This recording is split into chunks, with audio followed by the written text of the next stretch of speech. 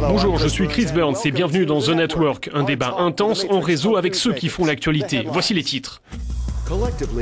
D'après les sondages, les partis eurosceptiques de gauche et de droite réunis devraient devenir une force majeure au Parlement européen. Quelles conséquences pour la politique de l'Union ? Les eurosceptiques pourraient-ils jouer le rôle de faiseurs de roi au Parlement et dans la désignation du président de la Commission? Réussiront-ils à rendre l'Union ingouvernable? Pourraient-ils obtenir une politique plus ferme en matière d'immigration, de protectionnisme et le démantèlement des législations du marché unique? Pourquoi les européennes sont-elles souvent synonymes de vote protestataire favorisant les extrêmes? Comment convaincre les électeurs que les enjeux sont plus vastes? Connecté à présent dans cette édition de The Network. Philippe Claes, vous êtes membre du parti belge eurosceptique Vlaams Belang au Parlement européen et aujourd'hui candidat aux législatives dans votre pays. Sophie Heine, tête de liste de la branche belge du parti fédéraliste Stand Up for the United States of Europe lors de ces européennes. Et Doru Frontescu, directeur et cofondateur de Vote Watch Europe, un think tank qui analyse les élections européennes. Première question pour vous tous, mais je me tourne tout d'abord vers Philippe. Le vote eurosceptique est-il simplement l'expression d'une protestation ou est-ce trop réducteur? Bien sûr, c'est trop réducteur. Ce ne sont pas des électeurs de seconde zone qui votent pour ces partis. Ils veulent une évolution positive, ils veulent défendre la souveraineté nationale et aboutir à une coopération européenne qui soit basée sur le libre-échange, mais qui s'appuie sur des gouvernements nationaux indépendants les uns des autres. Ils veulent aussi plus de transparence, de démocratie et que l'on fasse preuve de responsabilité vis-à-vis des électeurs.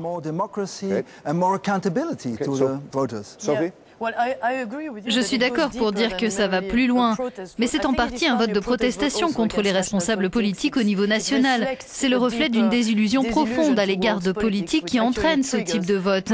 Mais c'est un vote pour contester la manière dont le monde politique fonctionne actuellement. Il y a des raisons objectives pour lesquelles les gens peuvent aujourd'hui se montrer eurosceptiques. Donc selon moi, l'analyse est en partie juste, mais les solutions proposées ne sont pas les bonnes. Ok, Doru, doit-on parler de vote protestataire ou cela va plus loin? Pensez-vous que l'euroscepticisme est une tendance de fond? Pour moi, c'est un vote de protestation, c'est évident. Mais les raisons de ce vote peuvent être différentes. Dans certains pays, comme ceux du Sud, les gens se tournent vers la gauche, voire l'extrême gauche, parce qu'ils veulent voter contre les mesures d'austérité qu'ils associent à la Commission européenne. Dans le nord de l'Europe, les raisons sont différentes. Une partie des électeurs associe l'immigration à la Commission et ils veulent dénoncer une immigration qu'ils jugent excessive. On peut en tout cas parler de colère des électeurs. Selon vous, peut-elle vraiment se traduire dans les faits à l'issue du scrutin? Les partis eurosceptiques pourraient-ils devenir les faiseurs de roi de cette nouvelle mandature? Philippe. Je ne sais pas s'ils seront les faiseurs de roi, mais les partis eurosceptiques et nationalistes joueront désormais un rôle beaucoup plus important dans ce Parlement européen. Oui, mais vous aurez plus d'influence dans la désignation des plus hautes fonctions européennes, n'est-ce pas? Oui, mais nous n'avons pas proposé de candidat pour la présidence de la Commission européenne, parce que nous voulons que la Commission joue un rôle totalement différent. On veut donner plus de pouvoir au Conseil européen. Les États membres doivent avoir beaucoup plus leur mot à dire. Il est important de rappeler que le Parlement européen n'est pas la seule institution et que la Commission et le Conseil, espérons-le, ne seront pas tant eurosceptiques. Je voudrais aussi ajouter que même si les eurosceptiques influencent davantage les politiques européennes, cela peut prendre des directions différentes, ambivalentes. Et cela peut, en réaction, inciter les fédéralistes et les pro-européens à s'exprimer et à prendre leurs responsabilités pour faire un peu mieux passer leur message. Concrètement, quelle forme d'influence l'euroscepticisme pourrait-il avoir dans les questions que le Parlement doit résoudre aujourd'hui?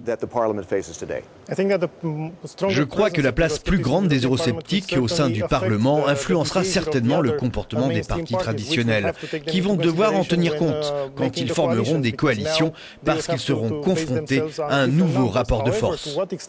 Mais l'importance de l'influence des eurosceptiques au Parlement dépend de nombreux facteurs et le plus important, c'est la capacité de ces partis à travailler ensemble. Il y a de grandes divisions entre eurosceptiques de gauche et eurosceptiques de droite.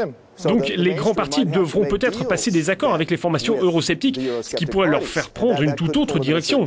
Sophie, est-ce que cela vous inquiète ? Comme je l'ai dit, je pense que l'euroscepticisme est le reflet de tendances plus profondes. Dans un sens, cela peut accroître la politisation des questions européennes. Et je pense que ça va pousser les fédéralistes... Comme l'immigration ? Comme l'immigration, mais aussi d'autres sujets. Cela pourrait en réalité donner plus de poids aux fédéralistes au sein des partis traditionnels de gauche et de droite, au Parlement européen et dans les différents États membres, et les inciter à clarifier leur message et à exprimer ouvertement leur désir de fédéralisme. Philippe, les partis comme le vôtre pourraient gagner en influence et obtenir ce qu'ils veulent sur l'immigration, par exemple.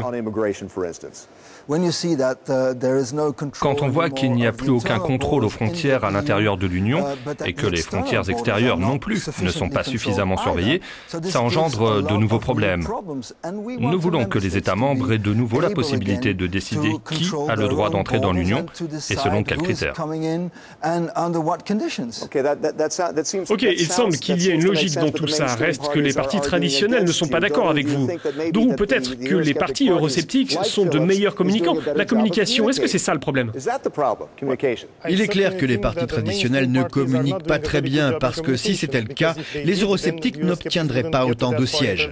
C'est intéressant de voir ce qui va se passer. Les partis traditionnels devront décider s'ils passent des alliances avec les eurosceptiques ou s'ils forment de grandes coalitions, ce qui d'ailleurs alimentera l'euroscepticisme. Ok, Sophie, quel est votre avis ? Je ne crois pas que ce soit uniquement un problème de communication. Ce qui pose problème, ce sont aussi les politiques qui ont été menées par les partis traditionnels. Par exemple, au sein de Stand Up for Europe, nous ne sommes pas d'accord avec ce genre d'Europe. Et je pense que la plupart des citoyens contestent cette Europe. Nous voulons plus d'Europe, mais aussi qu'elle aille dans une autre direction. Et c'est ce que la plupart des Européens veulent. Cet argument de plus d'Europe est très facile à critiquer, voire à éliminer. D'un autre point de vue, que penser des solutions proposées par les eurosceptiques, comme d'abandonner l'euro, d'annuler l'accord de Schengen ? Est-ce vraiment réaliste ? Bien sûr, ce sont des solutions réalistes.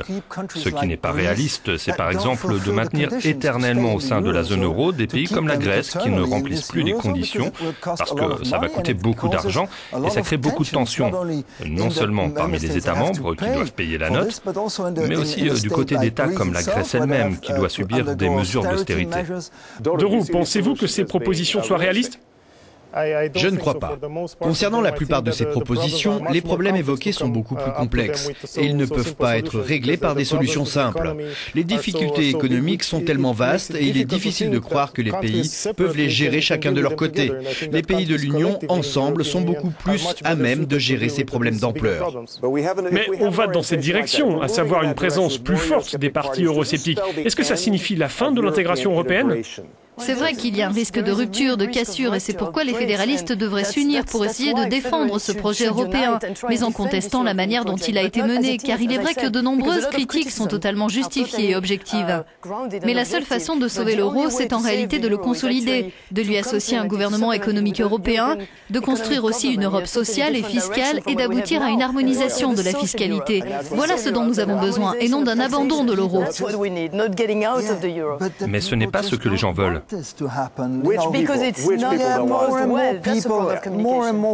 De plus en plus de gens en ont assez de cette Europe qui veut s'immiscer dans les affaires des États membres. Pourquoi devrions-nous avoir une Europe sociale ? La sécurité sociale et toutes ces choses-là doivent être gérées au niveau national parce que c'est le niveau démocratique où les choses peuvent fonctionner correctement.